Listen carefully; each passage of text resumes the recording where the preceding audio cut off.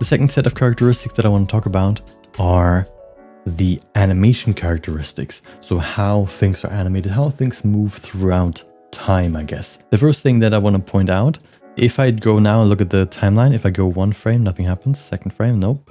3, 4, 5. Okay, then there was a new frame. 1, 2, 3, 4. 1, 2, 1, 2, 3, 4. This already encapsulates multiple different things that I want to talk about. The first one is limited animation. So as you can already see, not every frame is animated. The animation or the anime might have 20 frames per second, but that doesn't mean that every frame is a new looking frame or that every frame is drawn anew.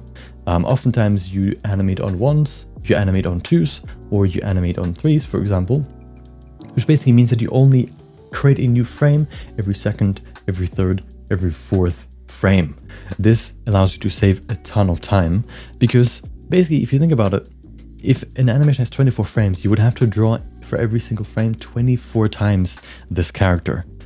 But if you only animate or create a new frame every second frame, you can already save yourself half the work with it not really looking that much worse. So if this was animated basically at full frames, look at that face,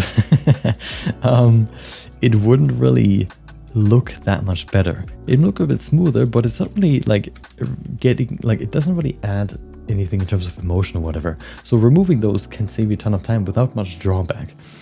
And here, for example, so this one, for example, is animated on 2s. What you can also see is that there's a variable frame rate even in a single frame. So if you, for example, let's see if we can find it, have stuff like this, look at him and then compare that to Gaara's sand.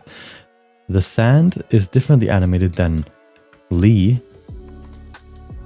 And what that is, what I want to highlight here, is that even within a shot, different elements can have different frame rates. So if Lee, for example, is animated on 2s here, if there was sand here, it could even be animated on 4s, for example, just because it might be more complex. It might not be the main focus of the shot.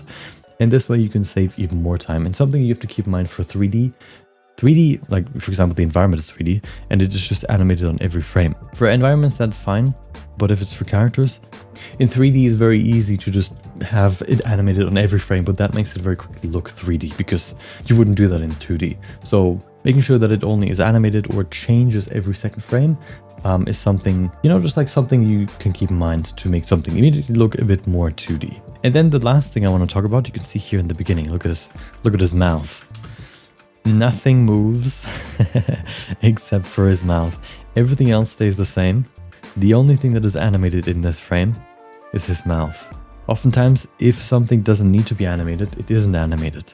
So here, everything, the main thing here is him and him talking, I guess. The rest is just kind of like background characters. They don't really need to be animated. So why would you animate them? They could be like, you know, moving around, whatever, like kicking dust or whatever, but why, right? You would just like waste time on like a meaningless background that could even like distract from the main thing here. So you just kind of keep it still and only animate what is necessary. And then once he's done speaking, he just stays still and then Lee is animated.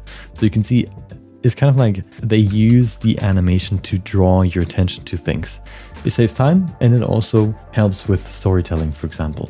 But something that you need to keep in mind in 3D. If things are not important, they probably don't need to be animated. If you want to learn more about 3D anime, make sure to check out my free 3D anime course here on YouTube. In there, I basically try to condense all the information that I have gathered over the last 2.5 years of creating my projects and learning things and researching things and testing things, basically. And I've tried to put it all into this one course for free, which you can see and find on YouTube. So if you're curious about that and want to learn more and go more in depth in creating your own 3D anime, for example, make sure to check out the description where you'll find the link to it. Otherwise, I guess you can also just enjoy more of these clips if you want. So yeah, do whatever you want.